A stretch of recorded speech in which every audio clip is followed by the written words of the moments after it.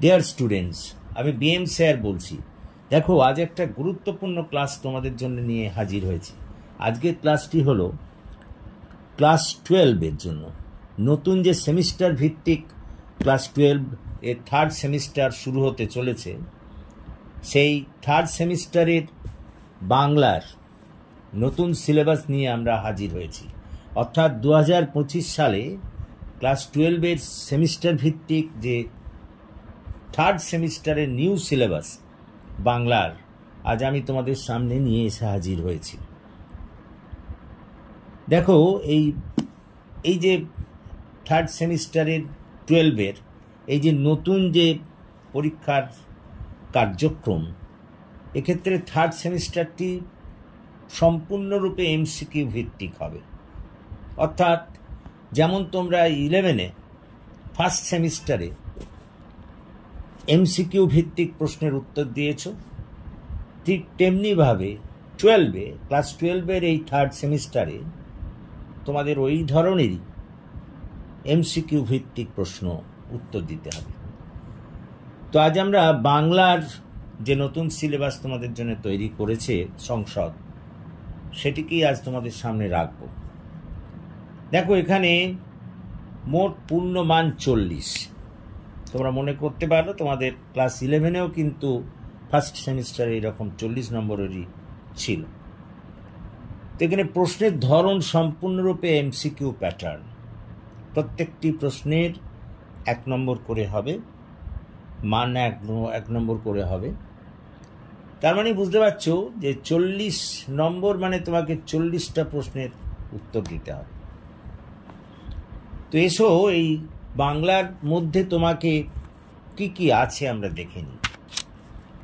বাংলার মধ্যে তোমাদের থাকছে গল্প, কবিতা, প্রবন্ধ, ভারতীয় গল্প ও আন্তর্জাতিক কবিতা, ভাষা, বাংলা শিল্প, সাহিত্য ও সংস্কৃতি। এই 6টি উপাদান নিয়ে গঠিত হয়েছে তোমাদের বাংলার সিলেবাস। এবার আমি প্রত্যেকটার ভেঙে ভেঙে তোমাদের মার্কস ডিস্ট্রিবিউশনটাও বলে দেব। প্রথমে আসি গল্পের কথা।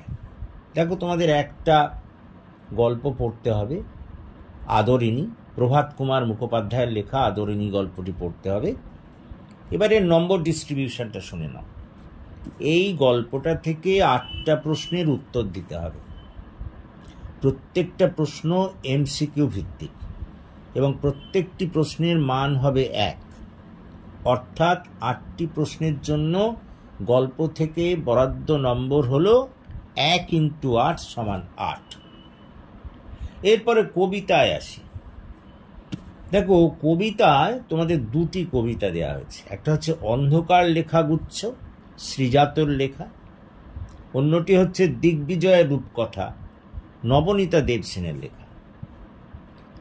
এখন এই 2টি কবিতা থেকে মোট 7টি, ভালো করে শোনো, এই 2টো কবিতা থেকে মোট 7টি এমসিকিউ ভিত্তিক প্রশ্নের উত্তর দিতে হবে। প্রত্যেকটির মান হলো 1। অর্থাৎ কবিতার জন্য, মানে এই 2টো কবিতা থেকে বরাদ্দ নম্বর হলো 1 × 7, অর্থাৎ 7 নম্বর। তার মানে গল্প থেকে 8 নম্বর, কবিতা 2টো থেকে মোট 7 নম্বর। তাহলে গল্প আর কবিতা মিলিয়ে হয়ে গেল 15 নম্বর। এরপরে আসি প্রবন্ধ। বাংলা ভাষা, স্বামী বিবেকানন্দের লেখা।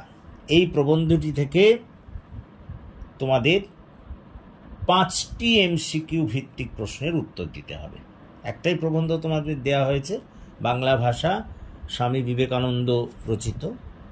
এই প্রবন্ধটি থেকে 5টি এমসিকিউ ভিত্তিক প্রশ্নের উত্তর দিতে হবে। প্রত্যেকটির মান 1। অর্থাৎ এর জন্য বরাদ্দ নম্বর হলো 1 × 5 = 5 নম্বর। তাহলে গল্পের জন্য 8 নম্বর, কবিতার জন্য 7 নম্বর, প্রবন্ধের জন্য 5 নম্বর। তাহলে 8, 7 আর 5, তাহলে 8 × 7 = 15, 5 × 20 হয়ে গেল। লক্ষ্য করো। এরপর আমরা আসছি ভারতীয় গল্প ও আন্তর্জাতিক কবিতা। দেখো, এক্ষেত্রে ভারতীয় গল্প হিসেবে শঙ্কর রাও খারাট, অনুবাদ করেছেন সুনন্দন চক্রবর্তী, এই ভারতীয় গল্পটি আছে। আর অন্যটি হলো আন্তর্জাতিক কবিতা, তার সঙ্গে মূল কবি হলেন পাবলো নেরুদা এবং অনুবাদ করেছেন শক্তি চট্টোপাধ্যায়। দেখুন, এই ভারতীয় গল্প ও আন্তর্জাতিক কবিতা থেকে মোট 5 নম্বর তোমাদের জন্য বরাদ্দ করা হয়েছে। অর্থাৎ এই দুটি থেকে মানে এই ভারতীয় গল্প আর আন্তর্জাতিক কবিতা থেকে এই দুটি থেকে মোট 5টি এমসিকিউ প্রশ্নের উত্তর দিতে হবে। প্রত্যেকটির মান 1, অর্থাৎ এই দুটির জন্য বরাদ্দ নম্বর হলো 1 × 5 = 5। তাহলে দেখো, গল্পের জন্যে 8, কবিতার জন্যে 7, 8 × 7 = 15, প্রবন্ধের জন্য 5, 15 × 5 = 20, আর ভারতীয় গল্প আর আন্তর্জাতিক কবিতার জন্যে মোট 5, তার মানে 25। তার মানে গল্প, কবিতা, প্রবন্ধ, ভারতীয় গল্প, আন্তর্জাতিক কবিতা মিলে মোট 25 নম্বর হয়ে গেল। এরপর আসছি ভাষার কথায়। দেখো, ভাষার মধ্যে, ভাষা অ্যাকচুয়ালি বলতে পারো এটা ব্যাকরণের দিক। তোমার এখানে 9টা উপাদান অন্তর্ভুক্ত হয়েছে। সেগুলি হলো ধ্বনিতত্ত্ব, বাকযন্ত্র, ধ্বনি, স্বর ও ব্যঞ্জন ধ্বনি, যুক্ত ব্যঞ্জন ধ্বনি, যুক্ত স্বরধ্বনিও বটে, যুক্ত স্বরধ্বনি ও যুক্ত ব্যঞ্জন ধ্বনি, ধ্বনি পরিবর্তনের কারণ, শব্দভাণ্ডার, শব্দার্থ তত্ত্ব ও শৈলী বিজ্ঞানের গোড়ার কথা। এই 9টি উপাদান নিয়ে গড়ে উঠেছে তোমাদের এই ভাষা পর্বটি। এই ভাষা পর্ব থেকে তোমাদের এই ভাষা পর্বের মধ্যে তোমাদের 9টি বিষয় অন্তর্ভুক্ত করা হয়েছে। এর জন্যে বরাদ্দ নম্বর হলো, মানে এই 9টা উপাদানের মোট বরাদ্দ নম্বর হলো 10।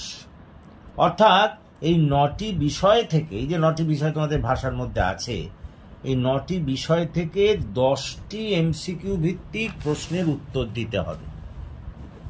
প্রত্যেকটি প্রশ্নের মান হলো 1। অর্থাৎ এই বিভাগের জন্য মোট ধার্য নম্বর হলো 1 × 10 = 10। অর্থাৎ ভাষা থেকে তোমাদের জন্য 10 নম্বর ধার্য করা হয়েছে।